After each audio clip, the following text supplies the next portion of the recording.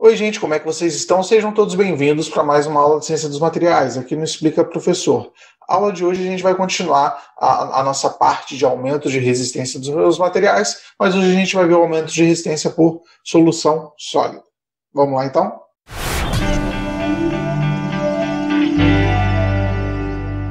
Bom, para quem não me conhece, meu nome é Júlio. Eu gostaria já, antes de começar essa aula, de pedir para você deixar um like aí nesse vídeo, porque não custa nada e ajuda bastante a gente a continuar produzindo o conteúdo aqui para vocês. Bom, vamos começar aqui na nossa aula então. O meu aumento da resistência por solução sólida, ele se dá pela formação de uma liga com átomos de impureza que vão para uma solução sólida, seja ela substitucional ou intersticial. Vocês lembram o que é uma solução sólida, né? Substitucional. Eu tenho aqui a minha rede cristalina, né? E quando eu, por algum motivo, pego e troco esse meu átomo vermelhinho aqui, coloco um outro átomo de outro material um pouquinho maior, por exemplo, aqui, eu estou tendo uma substituição desse meu átomo. Eu tenho algumas regras para acontecer essa solução sólida substitucional, que são até as minhas regras de Hume-Rothery. Não sei se vocês lembram da nossa aulinha. Caso vocês não lembrem, eu posso deixar tagueado aqui para vocês, que são as condições às quais podem ocorrer uma solução sólida substitucional, né? Aqui eu tenho uma solução sólida substitucional.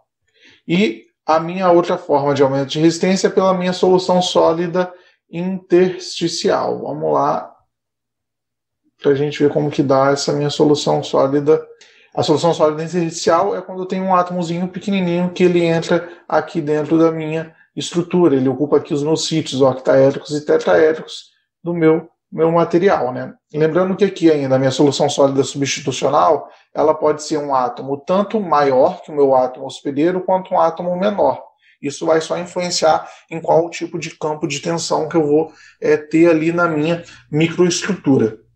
E agora, né, a gente já deu uma pequena revisão aqui, né? Essa aqui é a minha solução sólida intersticial, que ele ocorre no interstício do meu material. A gente já deu uma revisão, vamos continuar aqui agora. O meu aumento da minha concentração de impureza, ele resulta em um aumento concomitante da minha resistência à tração e ao escoamento. A gente já está vendo aqui, a gente já começa a ter uma ideia, né? Na aula anterior a gente viu um pouquinho da questão de redução de grão, do envelhecimento do meu material por deformação, e todas as vezes que eu estou adicionando ou fazendo alguma alteração na minha microestrutura, qual eu altero a minha rede cristalina, eu introduzo campos de tensões, eu reduzo campos de tensões, eu introduzo defeitos que vão interagir com a minha discordância, eu vou ter uma variação na resistência do meu material. Porque no final das contas, quando eu estou falando de aumentar a resistência do meu material por algum dessas vias, se eu for botar de uma forma resumida, o que eu estou objetivando? Eu estou objetivando reduzir a mobilidade do meu deslizamento. Eu estou querendo que a minha deformação, o meu deslizamento dos meus planos cristalinos, eles sejam dificultados por alguma técnica, por alguma forma. Essa aqui é uma forma que é a adição, por exemplo, de solução sólida. Aqui, quando a gente vai observar os gráficos de uma liga de níquel, aqui, ó, eu estou adicionando uma quantidade de níquel no meu material. Não sei se eu acho que isso aqui é uma liga de zinco, níquel, não tenho certeza. Mas, enfim, aqui quando eu estou fazendo essa solução, essa aqui é uma solução sólida substitucional.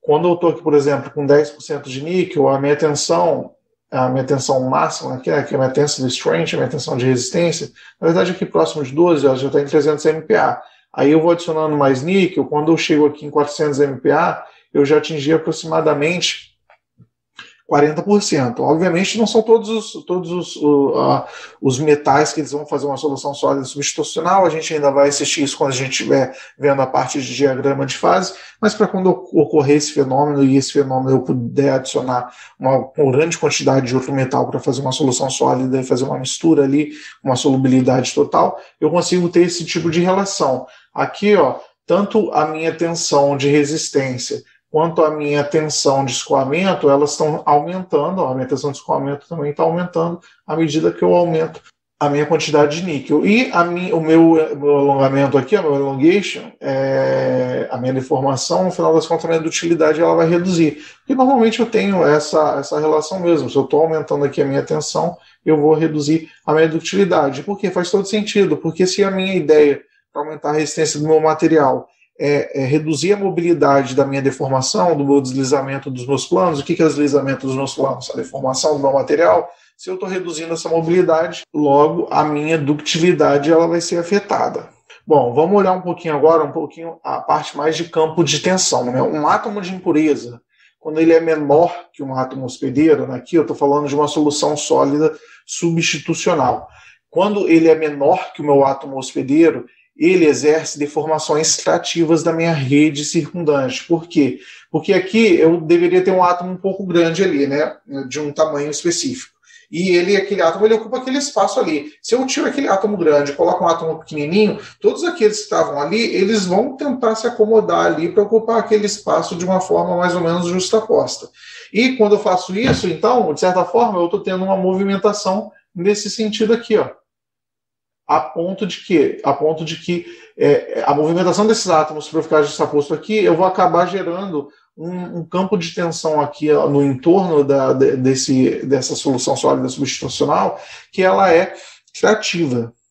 E, de forma contrária, um átomo substitucional maior, quando eu estou botando aqui um átomo que ele é maior, o meu material, eu vou botar um campo de tensão compressiva. Então, um átomo aqui que ele é maior, ele vai expulsar aqui os meus átomos para o entorno e ele vai formar um campo de tensão compressiva. Bom, um fenômeno interessante aqui é que esses átomos desse soluto, eles tendem a se difundir e eles se segregam em torno das discordâncias, de forma que eles reduzem a energia de deformação geral. E como que acontece isso? Se a gente viu aqui que em torno aqui da minha discordância, uma discordância aqui em aresta, aqui eu vou ter um campo de tensão trativo e aqui em cima eu vou ter um campo de tensão compressivo. Se eu estou adicionando aqui átomos de soluto menores na região aqui acima da minha discordância, onde eu tenho um campo de tensão compressivo, eu vou ter aqui um campo de tensão trativo, né, por causa que eu tenho um átomo menor e ele gera um campo de tensão trativo na minha rede, e esse campo de tensão trativo aqui, ele vai se anular parcialmente, ele pode parcialmente se anular com o campo de tensão compressivo aqui no entorno da minha discordância.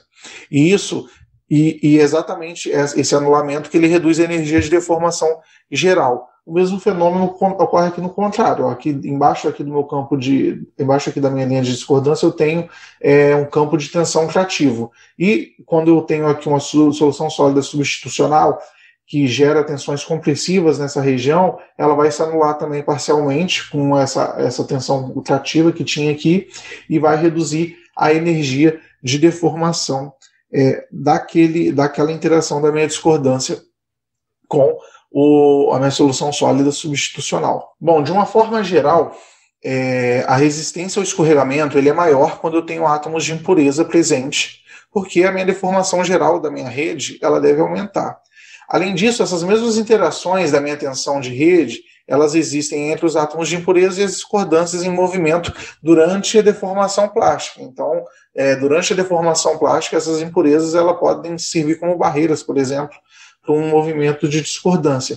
Então, uma maior tensão aplicada ela é necessária, primeiro, tanto para eu iniciar a minha deformação, tanto para eu sair de um ponto de inércia e começar a deformar, tanto depois quando eu estou deformando, quando eu vi ali que quando os meus anéis discordantes eles estão ali interagindo com as minhas partículas e meus campos de tensão da minha solução sólidas. Alguns fatores eles podem ser considerados para contribuir para um ganho de resistência pela minha solução sólida. Esses fatores são o tamanho relativo, o módulo de cisalhamento relativo, a interação elétrica, a interação química e a interação configuracional. Se vocês olharem bem, esses fatores eles lembram muito os meus fatores de Hume-Rothery, porque eles já influenciam também, tanto para eu formar uma solução sólida, quanto qual vai ser a efetividade dessa solução sólida num aumento de resistência do meu material. Bom, gente, a aula de hoje foi isso. Eu espero que vocês tenham aproveitado essa parte mais de mecanismos que eu estou introduzindo para vocês. Lembre de deixar um curtir aí, compartilhar com seus amigos que estão fazendo essa disciplina, porque ajuda muito a continuar produzindo conteúdo. Um grande abraço e até a próxima aula. Tchau, tchau.